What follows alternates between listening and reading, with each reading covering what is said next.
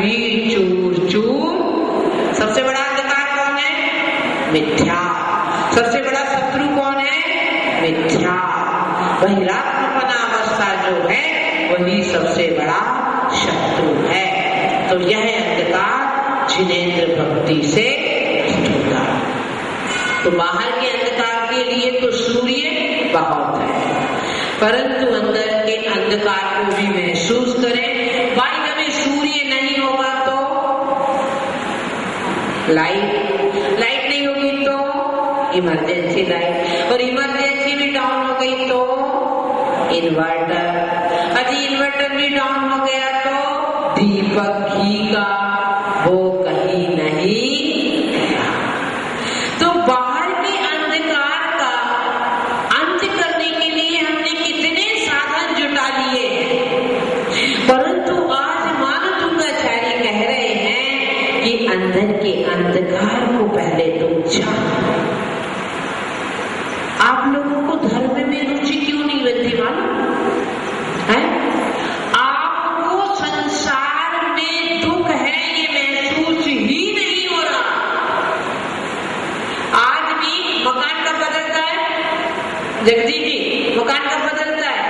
जब उस मकान में परेशानी अव्यवस्था होती है ना? पानी 3rd फ्लोर पे नहीं आ रहा, लाइट ठीक नहीं है, कहीं लीकेज हो रहा, कुछ पड़ोसी नीचे खटपट ज्यादा करता है ना? तो किन्हीं न किन्हीं कारण मिलने पर जब वह मकान असुविधाजनक लगता है तब मकान बदला जाता है। आपको ये संसार का मकान बदलने की आदत क्यों नहीं बन रही है?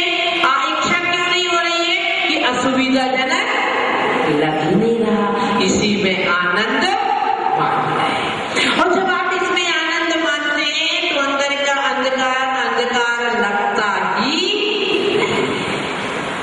तो आचार्य मानवोंगाचार्य अब आपको इस बात की ओर संकेत कर रहे हैं कि कुछ और भी नष्ट करना है, अकेला अंधकार नहीं। तो जैसे सूर्य के उदित होने पर प्राची दिशा में सूर्य के उदित होने पर संसार में व्याप्त घोर अंधकार अंत को प्राप्त हो जाता है, ठीक इसी प्रकार हे भगवान आपकी भक्ति करने से, क्या करने से? भक्ति करने से क्या होता है? क्या नष्ट होता है? पाप। क्या नष्ट हो रहा है? पाप। वहां क्या हो रहा है? तमंधकार हो रहा है, यहाँ पाप नष्ट हो रहा है। और सरप्राइज, आश्चर्य, चमत्कार, एक जन्म का पाप नष्ट नहीं हो रहा है, जन्म जन्मांतर का पाप नष्ट हो रहा है। लोग कहते हैं कि अतिशय नहीं है, अरे इससे बड़ा अतिशय और क्या चाहिए आपको? इससे बड़ा अतिशय और क्या चाहिए कि जहां प्रभु की भक्ति करने से जन्म जन्मांतर का पाप नष्ट हो जाए। और पाप का नष्ट होना, पुण्य का संग्रह होना, इससे बड़ा और कोई अतिशय। आप अतिशय के पीछे दौड़ते हैं, है ना? अतिशय को, चमत्कार को नमस्कार। पर मैं क्या कहती हूँ, आप ऐसी भक्ति कीजिए कि आप खुद चमत्कृत हो जाएं, कोई दूसरा चमत्कृत हो ना हो। पहले जिनेंद्र भक्ति से स्वयं चमत्कृत हो जाना चाहिए। तो चमत्कार को नमस्कार नहीं करना चाहिए, भक्ति के द्वारा स्वयं में चमत्कार करना है। कौन सा चमत्कार? दुकान चलने लगी? नहीं। यही चमत्कार जो पाप पीछे पड़ा है, हमारे आत्मस्वरूप को नहीं पहचानने देता है, ऐसे पाप का दाह संस्कार। कौन सा संस्कार? दाह संस्कार किसका होता? राम नाम उन्हीं का होता ना।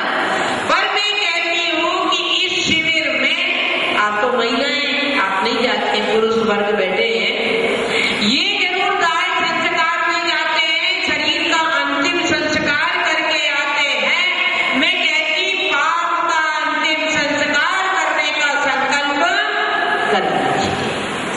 और जो पाप का अंतिम संस्कार कर देते हैं उन्हें आत्मा के संस्कार की कला अपने आप आ जाए। ये तो पक्ष विपक्ष है। जब जब पाप का पोषण होगा तब तब आत्मा का पतन होगा, जब जब आत्मा का पोषण होगा तब तब पाप का पतन होगा। बात यही खत्म करती हूँ क्योंकि समय है, अभी आपको बहुत कुछ बताना है।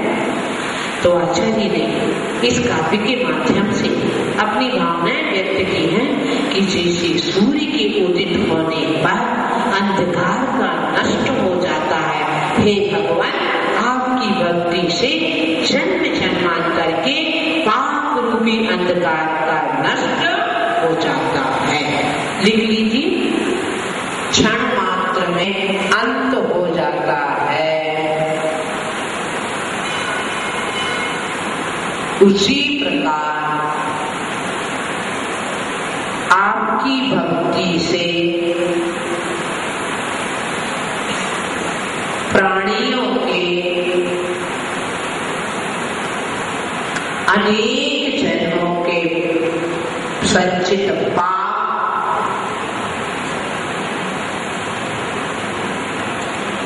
नष्ट हो जाते हैं, नष्ट हो जाते हैं। घोर अंधकार सूर्य की किरणों के द्वारा आपकी भक्ति से प्राणियों के जन्म जन्म में अनेक जन्मों के संचित पाप नष्ट हो प्राप्त जा रुद्धि। ओम ह्रीं अर्हं नमो वीरम। इसका अर्थ लिख लीजिए, ऐसे रिद्धिधारी मुनि, ऐसे रिद्धिधारी मुनि नाथ तव संस्तवनं मयीर मारभ्यते तनुधिया तव प्रभावा चेतो हरिष्यति सता नलिनीतलेषु मुक्ता फलतु ते मुपैति ननोदबिन्दुः। आगे एक बार मद्वेदिनाथ तव संस्तवनं मयीर आरभ्यते तनुधिया तव प्रभावा चेतो हरिष्यति सता नलिनीतलेषु मुक्ता फलतु ते मुपैति ननोदबिन्दुः।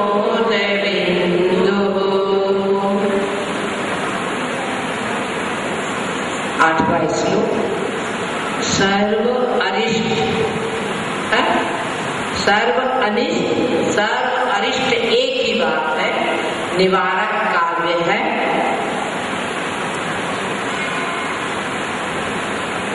संसार में लोग कहते जरूर हैं, साधुओं का प्रवचन सुन के, ग्रंथ का अध्ययन करके कि आत्मा तो अचरता है, सच बात। परंतु गृहस्थ अवस्था में रहते हुए